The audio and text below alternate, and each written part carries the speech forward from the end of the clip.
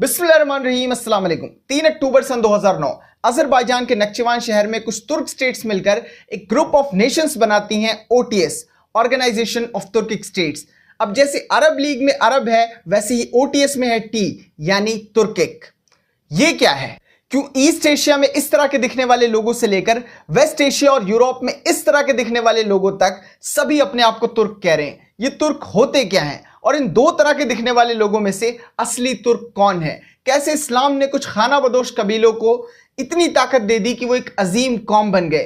कैसे इस्लाम ने तुर्क आइडेंटिटी को फॉर्म किया है? अगर इस्लाम की रस्सी कमजोर पड़ती है तो तुर्कों की वही हालत हो जाएगी जो इस्लाम से पहले थी, ये बिखर जाएंगे। प्रेसिडेंट रजब तैयब एर्दोगान और भी बहुत से तुर्क लीडर्स ये चाहते हैं कि ये जो पूरा तुर्किस्तान रीजन है इसको एक बार फिर से यूनाइट किया जा सके।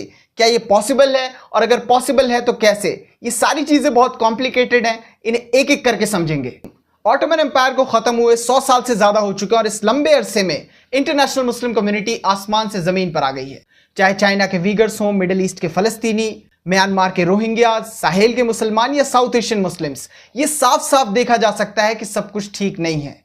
क्योंकि इस्लाम में शुरू से एक सेंट्रल लीडरशिप का कॉन्सेप्ट था जो डिवाइन लॉ से चलता था, खिलाफत।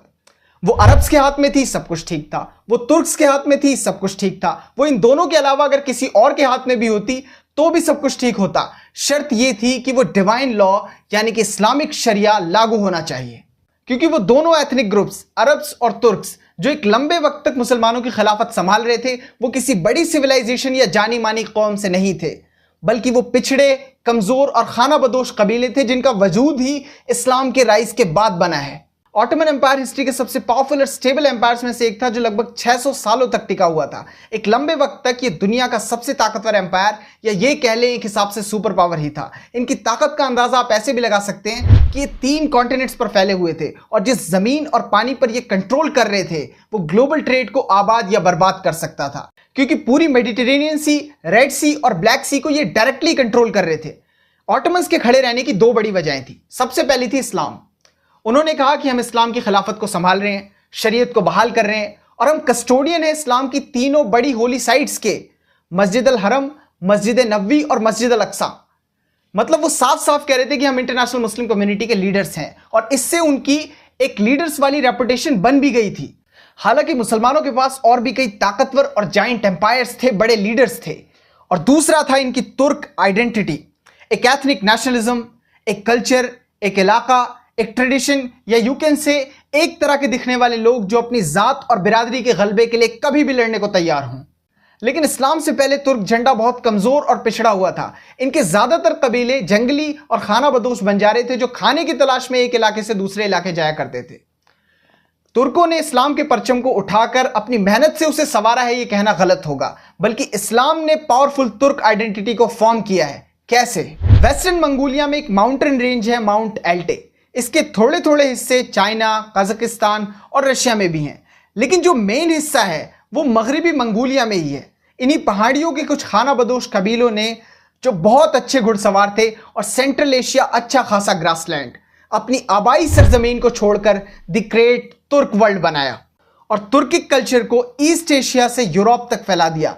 जब भी आप तुर्क सोचते हैं तो आपके दिमाग में आते हैं रजब तैयब एर्दोगान या टर्किश फिल्म इंडस्ट्री में नाचने गाने वाले। नहीं, ये वो असली तुर्क नहीं थे जिन्होंने एक ग्रेट मूवमेंट के साथ मुसलमानों की लीडरशिप की थी, बल्कि तुर्क ईस्ट एशियन आइडेंटिटी है, मिडिल ईस्ट या ईस्टर्न यूरोप की नहीं। तो रियल तुर्क्स मतलब चाइना के वीगर्स, वेस्टर्न मंगोलिया के तुर्क्स या फिर सेंट्रल एशिया के तुर्क कबीले। शक्ल में वेरिएशंस, हिस्ट्री, जेनेटिक रिसर्च और ठोस एविडेंस के बावजूद भी आज के टर्की के लोग अपने आप को तुर्क कह रहे हैं। अब आप यही सोचेंगे कि ये आइडियोलॉजी इस जगह से इतनी दूर आज के टर्की में कैसे पहुंच गई? क्योंकि मोस्टली जेनेटिक रिसर्चर्स इन्हें ईस्टर्न यूरोपियंस, आर्मेनियंस और बाकी कॉकेशियंस के करीब मानते हैं, लेकिन लोग ऐसा नहीं मानते। इसका भी रीजन है इस्लाम। जब अरब्स इस्लामी खिलाफत को एशिया के ईस्टर्न हिस्सों में फैला रहे थे तब मुसलमानों ने ट्रांसऑक्सियाना के तुर्कों को कलमा पढ़ाया। फिर ट्रेड और दूसरे जरियों से ये माउंट एल्टे तक पहुंच गया। ये तुर्क हिस्ट्री का सबसे बड़ा टर्निंग पॉइंट था। अब्बासी खिलाफत टाइबेटियन एम्पायर के साथ मिलकर चाइना की टैंग डायनेस्टी पर हमला कर देती है, क्योंकि टैंग्स ने अपना मकसद ये बनाया था कि वो पहले टाइबेटियंस को हटाएंगे, उसके बाद सेंट्रल एशिया में अपना इन्फ्लुएंस बनाकर वहां पर भी कब्जा करेंगे, और ये खिलाफत के लिए खतरनाक था। तो उन्होंने डिसीजन लिया कि टाइबेटियंस का साथ दिया जाए और पहले ही टैंग्स को हरा दिया जाए। यहां पर एक प्रॉपर जंग होती है, बैटल ऑफ तलास। लेकिन इस जंग में वीगर्स, जिनके पास उस वक्त एक बड़ा एम्पायर था और आज वो लोग अपने आप को तुर्क कहते हैं, उन्होंने अपने रीजनल राइवल टैंग डायनेस्टी का ही साथ दिया था, क्योंकि उन्हें यह डर था कि अगर खिलाफत ईस्ट में स्ट्रांग होती है तो वो टैंक्स के बाद हमारे लिए एक बड़ा खतरा बन जाएगी। इसलिए ना चाहते हुए भी उसने टैंक्स का साथ दिया। लेकिन इस जंग का नतीजा यह हुआ कि खिलाफत जीत जाती है और दो बड़े फायदे होते हैं। पहला, चाइनीज एक्सपेंशन सेंट्रल एशिया में रुक जाता है, और दूसरा, इस्लाम को पहुंच मिल जाती है डीप सेंट्रल एशिया और चाइनीज टेरिटरी में। अब मैंने आपसे कहा कि तुर्क आइडेंटिटी इस्लाम से पहले कुछ नहीं थी, लेकिन बात इतनी सीधी नहीं है। तुर्क का लिटरल मतलब होता है गैदरिंग, इकट्ठा होना या फिर मुत्तहिद हो जाना। अपने नाम के मतलब से ही साफ है कि कुछ कबीले और लोगों को जोड़ने की बात की जा रही है। अगर आप हिस्टोरियंस से पूछेंगे तो वो तुर्कों की हिस्ट्री शुरू करेंगे गोक तुर्क से या साइबेरिया में उनके मूवमेंट से। लेकिन गोक तुर्क सिर्फ अपने आप को तुर्क डिफाइन करते थे, बाकी लोगों को वो तुर्क नहीं मानते थे। मतलब ओगूज, वीगर्स, बासमिल्स, किर्ग्स, काजक्स, इन्हें वो अलग मानते थे, और ये ट्राइब्स भी अपने आप को अलग कहकर सिर्फ गोक तुर्क्स को ही तुर्क कहते थे। चाइनीज सोर्सेस और एंशिएंट किंगडम्स की हिस्ट्री में गोक तुर्क्स की आइडियोलॉजी साफ साफ मेंशन्ड है। गोक तुर्क्स का अपना एक पूरा एम्पायर था, लेकिन धीरे धीरे करके वह एम्पायर क्रैक होने लगता है, क्योंकि वीगर्स, ओगूज, बासमिल्स, ये कबीले गोक तुर्क एम्पायर के खिलाफ रिवॉल्ट कर देते हैं। गोक तुर्क एम्पायर खत्म हो जाता है, फिर एक नया एम्पायर दुनिया के नक्शे में आता है, जो 95 ईयर्स तक एशिया का एक बड़ा एम्पायर था, वीगर खानेत। लेकिन तब भी ये अपने आप को तुर्क नहीं कहते थे, क्योंकि उस वक्त भी तुर्क का मतलब सिर्फ लोगों को इकट्ठा करना या गैदरिंग था। वो गोक तुर्क्स करके चले गए थे। एक वक्त ऐसा आया जब वीगर एम्पायर स्ट्रांग हो गया था, क्योंकि टैंग डायनेस्टी अरब से हार गई थी, तो वहां एक पावर वैक्यूम बना था। वीगर्स के पास एक मौका था कि वो पूरे चाइना पर कब्जा कर लें और ईस्ट के अल्टीमेट किंग बन जाएं, लेकिन उन्होंने ऐसा नहीं किया। वीगर लीडर्स को लगा कि अगर वो चाइना पर कब्जा करते हैं तो चाइना की आबादी इतनी ज्यादा है कि ये अपनी वीगर कल्चर और आइडेंटिटी को खो देंगे। अगर ये चाइना पे कब्जा कर लेते तो खुद ऐसा वजूद बन जाते कि कभी खुद को तुर्क ना कहते। वैसे तो ये गोक तुर्क के वक्त में भी अपने आप को तुर्क नहीं कहते थे, खुद को कहते थे सिर्फ वीगर्स।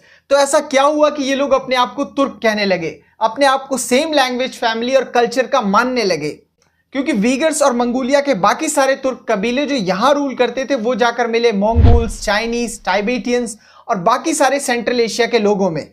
इसलिए वो ऐसे दिखते थे, east Asian, yellow face, small eyes people.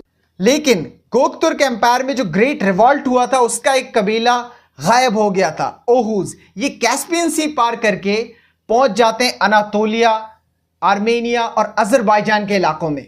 फिर बहुत से ईरान, इराक और आसपास के इलाकों में आकर बस जाते हैं। इसलिए टर्की और मिडिल ईस्ट के तुर्क्स ऐसे दिखते हैं, लेकिन फिर भी ये तुर्क्स हैं। इससे साफ है कि ये ना कोई एक रेस है, ना लैंग्वेज, ना कल्चर। ये डेवलप्ड होकर बना है मुस्लिम तुर्क्स के मूवमेंट की वजह से, उनकी कैंपेन की वजह से। अब यहां से शुरू होती है असली कहानी। जब ट्रांसऑक्सियाना रीजन में अरब्स और चाइनीज दोनों कमजोर पड़ जाते हैं तो एक नया तुर्किक मुस्लिम एम्पायर वजूद में आता है, गजनविद्स। ये जाइंट एम्पायर सेंट्रल एशिया का इस्लामाइजेशन करता है। उसके बाद एक कई तुर्किक रूट के मुस्लिम रूलर्स वजूद में आते हैं, महमूद गजनवी, तैमूर लंग, तुगरिल, चागरी, सतुक बुखरा। अब सेंट्रल एशिया में रूलर्स, जनरल्स, लोकल ऑफिसर्स और जितनी भी एलीट क्लास थी वो सब के सब तुर्क और मुसलमान दोनों थे।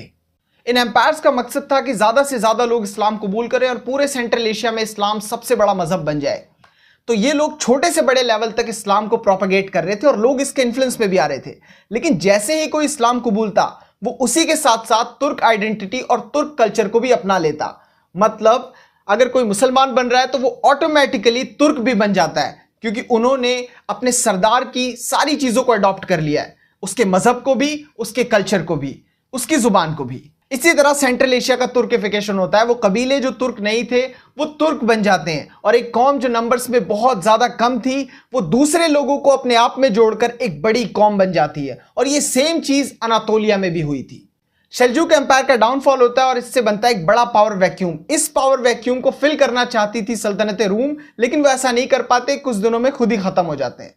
उसके बाद मॉडर्न डे टर्की कुछ ऐसा दिखने लगता है। वहां पर छोटे छोटे इलाकों पर बहुत सारे तुर्क सरदार अपना कब्जा जमा लेते हैं और इन छोटी छोटी रियासतों को कहा जाता था बेलिक्स। और इन बेलिक्स की भी डेमोग्राफिक सेंट्रल एशिया जैसी होती है। सरदार है तुर्क, लेकिन जो लोकल पॉपुलेशन है उसमें Armenians, Greeks, Anatolians, Persians, Kurds, Arabs, इस तरह के लोग हैं।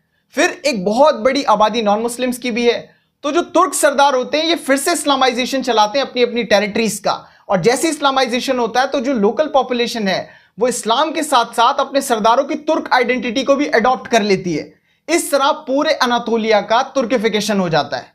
इन छोटी छोटी रियासतों में एक रियासत थी उस्मानी तुर्क, जिसके लीडर थे उस्मान बे। वो आसपास की सारी बेलिक्स पर कब्जा कर लेते हैं और एक ताकतवर एम्पायर, ऑटोमन एम्पायर की नींव रखते हैं, जो लगभग 600 सालों तक एक पावरफुल तुर्क इस्लामिक आइडेंटिटी थी। इसने बची कुची कसर भी पूरी कर दी और तुर्क आइडेंटिटी बहुत ज्यादा स्ट्रांग हो गई। इसलिए आप ईस्ट में चाइना के छिंजियांग से लेकर वेस्ट में यूरोप के बॉर्डर्स तक एक जाइंट तुर्किक वर्ल्ड देख सकते हैं, जो लाख डिफरेंसेस के बावजूद भी इस्लाम की वजह से एक है। और यही रीजन है कि मॉडर्न डे टर्की के तुर्क्स, जो कि जेनेटिकली मिडिल ईस्ट और ईस्टर्न यूरोपियंस से मेल खाते हैं, वो अपने आप को तुर्क कहते हैं। वेस्ट एशिया और सेंट्रल एशिया में फैलती तुर्क सोच ने ईस्ट के वीगर्स और बाकी कबीलों को मजबूर किया कि वो अपने आप को तुर्क कहकर जोड़ें, और इन्होंने भी वेस्ट में अपने लोगों को देखते हुए इस्लाम अपना लिया। मतलब वो कबीले जो बौद्धिज्म और तैंग्रिज्म को मानते थे और कभी अपनी आइडेंटिटी को अलग रखने के लिए लड़ाई लड़ रहे थे, उन्होंने इस्लाम कबूल के अपने आप को तुर्किक वर्ल्ड का हिस्सा बना लिया। इसलिए मैं कह रहा हूं कि तुर्क आइडेंटिटी मंगोलिया से निकलकर वेस्ट की तरफ माइग्रेट करने, इस्लाम के एक्सपेंशन और मुसलमानों की लीडरशिप करने की वजह से फॉर्म होकर आज की इंटरनेशनल तुर्की कम्युनिटी, तुर्क वर्ल्ड या फिर ओटीएस को फॉर्म करती है। मतलब ये जो कुछ भी हुआ ये सेंट्रल एशिया के Turk Islamic empire, Iran, Afghanistan, Anatolia, Greeks, Armenians और जॉर्जिया के लोगों के इनमें मिक्स होने के बाद हुआ। ये इनकी तारीख का वो हिस्सा है जो कल्चर और रहन सहन को मॉडिफाई करके सिर्फ जुबान के बेस पर एक है, क्योंकि इस्लाम इन्हें जोड़ता है। अगर ये मुसलमान ना होते तो कोई इंटरनेशनल तुर्किक आइडेंटिटी नहीं होती, क्योंकि इन बातों के कोई मतलब नहीं है। तो तुर्क आइडेंटिटी तभी तक सलामत है जब तक वो इस्लाम के अम्ब्रेला के नीचे है, और ऐसा क्यों है ये हम समझ चुके हैं। सेंट्रल एशिया के लीडर्स के लिए जरूरी है कि वो अपने कम्युनिस्ट मास्टर्स को खुश करने के बजाय इस्लाम को सेंट्रल एशिया में मजबूत करें, और वही स्टेप्स लें जो कभी एर्दोगान ने तुर्की में लिए थे। मोडेस्टी और हिजाब को बहाल करना होगा, कंपलसरी इस्लामिक एजुकेशन लानी होगी स्कूल्स में, क्लरिकल बॉडीज को इंडिपेंडेंट करना होगा, मतलब आलिमों के मामले में सरकारी मुदाखलत पूरी तरह बंद हो जाए। शराब को सोशल और गवर्नमेंटल बैरियर्स से गुजारना होगा ताकि इसका कल्चर खत्म हो, नशा खत्म हो। इस्लाम और तुर्किक आइडेंटिटी को एक बार फिर से मिलाना होगा, जिसे एथनिक नेशनलिज्म और कम्युनिज्म ने बहुत ज्यादा नुकसान पहुंचाया है। पॉलिटिकली भी सेंट्रल एशिया और तुर्किक वर्ल्ड के लिए जरूरी है कि वो कम्युनिज्म को कंप्लीटली खत्म कर दें, क्योंकि ये सोच उन्हें गुलाम बनाती है, उन्हें प्रॉक्सी और पपेट बनाती है बड़ी कम्युनिस्ट स्टेट्स की। चाइना में कम्युनिज्म है, रशिया में साइलेंट कम्युनिज्म है, और यही हाल तुर्किक स्टेट्स का भी है। यहां पर भी है लुका छुपा कम्युनिज्म। ये रशिया और चाइना को ये अथॉरिटी देती है कि वो सेंट्रल एशिया को अपने बाप की जागीर समझें। लेकिन अगर इस्लाम और तुर्क नेशनलिज्म एक बैलेंस के साथ ऊपर आता है तो सेंट्रल एशिया एक बार फिर से एक प्रॉस्पेरियस इस्लामिक सोसाइटी होगी, जहां से इमाम बुखारी और इमाम निसाई जैसे स्कॉलर्स आएंगे। एक नया पॉलिटिकल फोर्स वजूद में आएगा, या पुराने पॉलिटिकल फोर्स नए तरीके से वजूद में आएगा। सेंट्रल एशिया को आजाद और खुद मुख्तार सिर्फ इस्लामिक रिवाइवल ही कर सकता है, वरना ओटीएस के नुमाइंदे कितने ही बड़े तुर्क शहरों के बाजारों में जाकर घूम के खान पान करके आ जाएं, इसका कोई रिजल्ट नहीं निकलेगा, क्योंकि असली परेशानी पॉलिटिकल कम्युनिज्म है, जिसको ये अंधेपन की हद तक सपोर्ट कर रहे हैं। ओटीएस का मकसद क्लियर था, ये इस पूरे रीजन को मिलाकर तुर्क आइडेंटिटी और सोच के नाम पर इन्हें एक कॉमन इंटरेस्ट देना चाहते हैं, और अपनी फॉरेन पॉलिसी को भी एक कॉमन लेवल पे चलाना चाहते हैं कि हम सारे एक तरह सोचते हैं, हमारी ये सोच है, और ग्लोब पर ये सब मिलकर एक डोमिनेंस सा क्रिएट करेंगे। और ऊपर से ये अपनी ताकत दिखा रहे हैं कि हमारे पास है सेंट्रल एशिया, जाइंट और रिसोर्स रिच।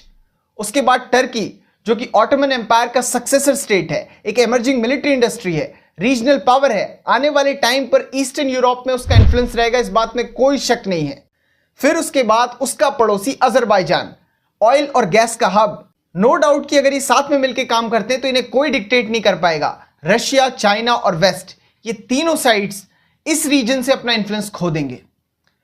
ओटीएस अपने आप में एक बहुत बड़ा टॉपिक है, ये काम कैसे करेंगे, ये फॉर्म कैसे होगा और इससे इन सारी कंट्रीज का क्या फायदा है, इन सारी बातों को किसी पर्टिकुलर वीडियो में समझेंगे। इस वीडियो में बस इतना था। वीडियोस को शेयर करें।